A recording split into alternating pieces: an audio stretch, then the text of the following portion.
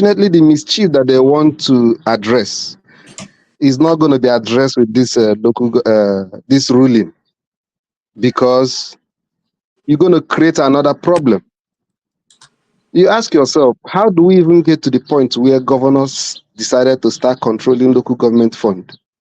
There was something that started happening those days where local government chairmen just go to Abuja, collect local government funds, disappear. They don't pay salaries, they don't do nothing. At the end of the month, wherever they are, they still go back to Abuja, collect another money. So that was part of the mischief. So the governor decided, okay, let there be accountability. At the end of the day, some of them started overdoing it. But that does not mean that that problem that was existing before the joint account issue started is no longer existing. So we're still going to go back to that point again, you know.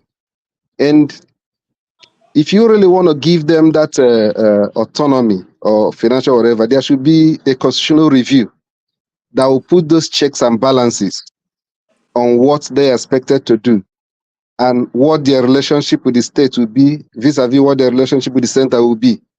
But those things have not been addressed. You just pass a judgment that they should start receiving their money directly from source.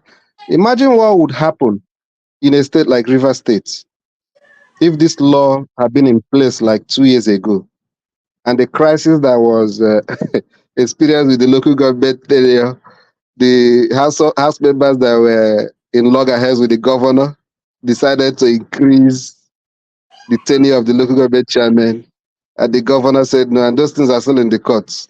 As at that time, the federal government will still be giving the states money because they are financially responsible for that money. They have to receive the allocation directly. You understand? So I think it's going to brew similar problems like that in some other states, because it's one of the reasons why some of those godfathers usually decides to give up, because it's an easier avenue for them to fight those governors if they can be able to muzzle their own people into the local government and get this money directly from them. It will be like two governments in a state that are contending against each other.